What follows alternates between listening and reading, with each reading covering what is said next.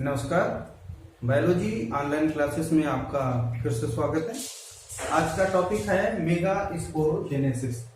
Mega sporogenesis में आप लोगों को ओव्यूल के अंदर किस प्रकार से मेगा स्पोर का निर्माण होता है, ओव्यूल के अंदर किस प्रकार से मेगा स्पोर का निर्माण होता है, उस प्रोसेस को कहते हैं मेगा स्पोरोजेनेसिस। तो मेगा स्पोरोजेनेसिस को पढ़ने के लिए थोड़ा पीछे की ओर चलते हैं। जैसे लास्ट क्लास में आप लोगों को याद हो यदि, तो ओव्यूल की संरचना आप लोगों को बताई गई थी। कुछ ऐसा ओव्यूल था।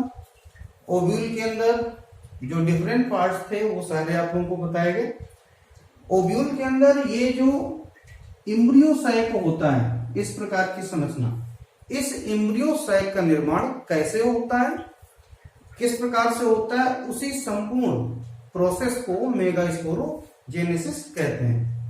आप ऐसे इसको कह सकते हैं कि ओव्यूल के अंदर जो मेगा स्पोर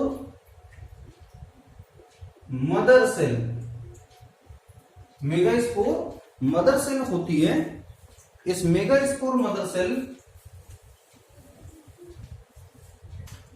में मियोसिस डिवीजन के द्वारा, मियोसिस डिवीजन के द्वारा मेगा स्पोर के निर्माण की प्रोसेस को मेगा स्पोरोजेनेसिस कहते हैं। ठीक है। अच्छा, तो जैसे ये गाइनोसियम, ये एक गाइनोसियम जिसकी यूनिट कार्पेल होती है, और ये स्थित होता है ऐसे थैलमस पर। ठीक है। थैलमस में यह स्थान जो होता है, यहां पर इस स्थान पर कोई ओव्यूल आके स्थित होता है। ये हो गया स्टिग्मा, ये स्टाइल, और ये ओवरी भाग। ओवरी के अंदर ओव्यूल होता है ये। तो आज आप लोगों को पढ़ना है कि इस ओव्यूल के अंदर एम्ब्रियो सैक का निर्माण कैसे होगा, और ये भी आपको पढ़ना है कि ये ओव्यूल कैसे विकसित होता है। तो ओव्यूल का विकास सबसे पहले यहां पर ये जो थैलमस होता है, इस थैलमस की कोशिकाएं, थैलमस की जो कोशिकाएं होती हैं, ये थोड़ा सा आउटग्रोथ के रूप में ऐसे विकसित होती है, अतिवृद्धि के रूप में। थोड़ा सा यहाँ पे एक आउटग्रोथ विकसित होता है, अतिवृद्धि बनती है, और यही आउटग्रोथ धीरे धीरे विकसित होकर एक ऐसी संरचना के रूप में परिवर्तित हो जाता है बाद में। ठीक है। तो सबसे पहले क्या होता है इसमें कि जो यहां पर इसका थैलमस दिखाया गया है, इस थैलमस की ये जो पूरी कोशिकाएं होंगी, इसको थोड़ा इरेज करते हैं। ये थैलमस की ये जो कोशिका होगी, ये बाहरी आवरण है चूंकि, तो बाहरी आवरण को क्या कहते हैं? बाहरी आवरण को कहते हैं एपिडर्मिस। किसी भी ऑर्गन की जो सबसे बाहर की परत होती है वो एपिडर्मिस होती है। तो एपिडर्मिस का ये जो भाग होता है, ये धीरे धीरे वृद्धि करता है, एक आउटग्रोथ बन जाता है। आउटग्रोथ समझ रहे होंगे, कोई भी संरचना अपनी बाहरी सतह पर अगर थोड़ा फूल जाती है तो वो उसकी आउटग्रोथ होती है। तो ये आउटग्रोथ यहाँ पर निकलना प्रारंभ करती है, और इसी समय इस स्थान की जो कोशिकाएं होती हैं वो धीरे धीरे धीरे करके वृद्धि करती हैं, और यहाँ पे एक बड़ी सी संरचना, ऐसी एक बड़ी सी संरचना बना लेते हैं, ओव्यूल बनता है। अब यहां पर ओव्यूल जब बनता है तो उस ओव्यूल के चारों तरफ, इस ओव्यूल के चारों तरफ ये जो भाग होता है, ये इसका इंटेगुमेंट भी विकसित होता है, इंटेगुमेंट। ठीक है। अब ये इंटेगुमेंट जब बनता है तो यहां पर मैंने पहले भी बताया था ओव्यूल के संरचना में कि ओव्यूल के अंदर का संपूर्ण भाग जो होता है वो कहलाता है न्यूसेलस। क्या कहलाता है? न्यूसेलस कहलाता है। ठीक है। तो न्यूसेलस हो गया। अब बाहर की जो लेयर होगी ये तो एपिडर्मिस ही होगी। एपिडर्मिस के अंदर का जो भाग होता है वो अंदर का भाग कहलाता है हाइपोडर्मल या हाइपोडर्मिस भाग होता है। एपिडर्मिस के नीचे या एपिडर्मिस के अंदर की ओर का भाग होता है हाइपोडर्मिस। ठीक है। तो यहां पर जो हाइपोडर्मिस होगा, ये न्यूसेलस पूरा हो गया। न्यूसेलस में ये एपिडर्मिस हो गई, ये एपिडर्मिस हो गई, यहाँ का पूरा भाग होगा हाइपोडर्मिस का। तो हाइपोडर्मिस की कोई एक कोशिका क्या होती है, आकार में बड़ी हो जाती है। पहले सब समान कोशिकाएं होती हैं, लेकिन बाद में कोई भी एक कोशिका आकार में बड़ी हो जाती है, और वो कोशिका जो बड़ी होती है उसे कहा जाता है उसे कहते हैं प्राइमरी आर्किस्पोरियल सेल। प्राइमरी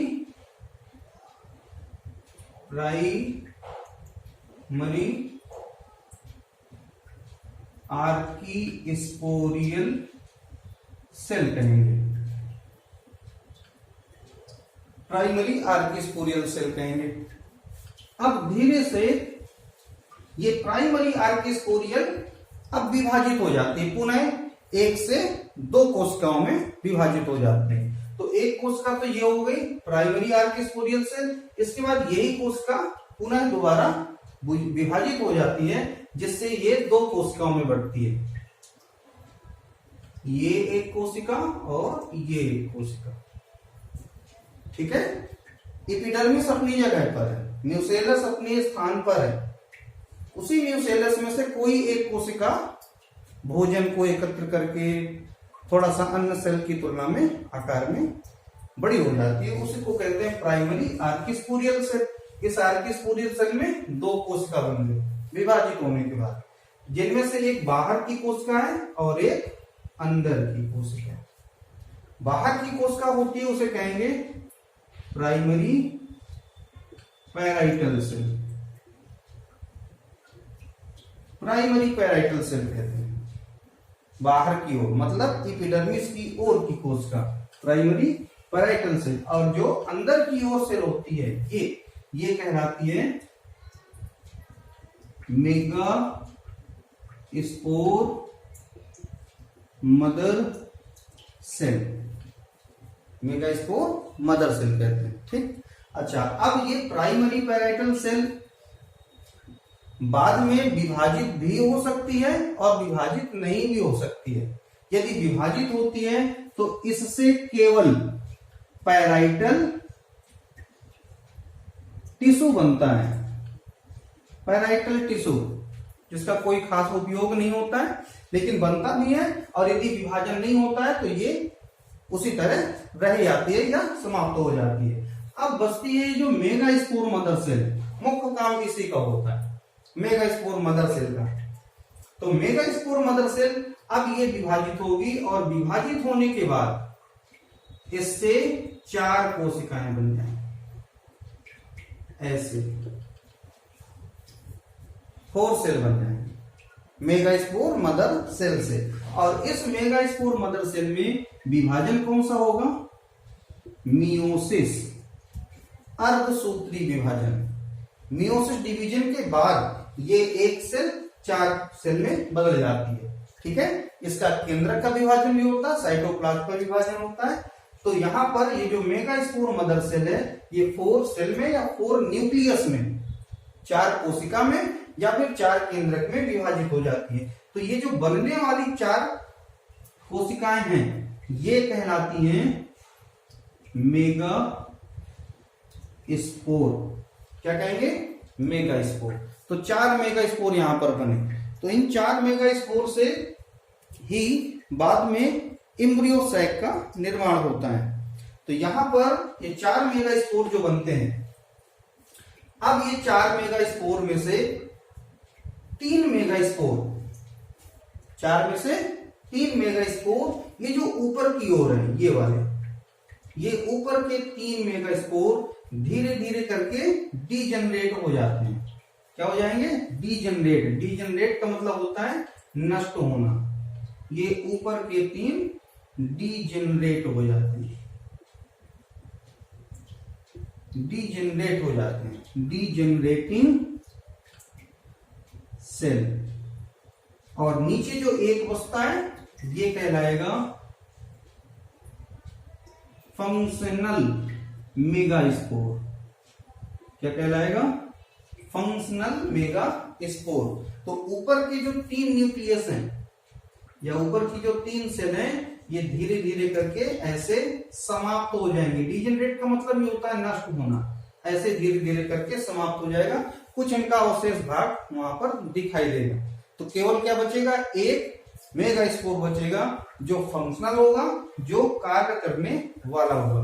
अब ये मेगा स्पोर आगे चलकर फिर विकसित होता है, किस रूप में विकसित होगा? ये विकसित होगा फीमेल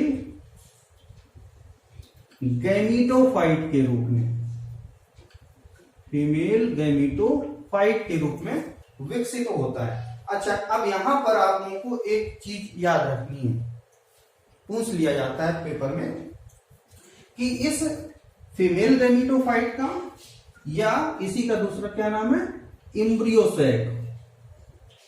एम्ब्रियोसैक, इस एम्ब्रियोसैक का निर्माण कितने मेगास्पोर से हुआ?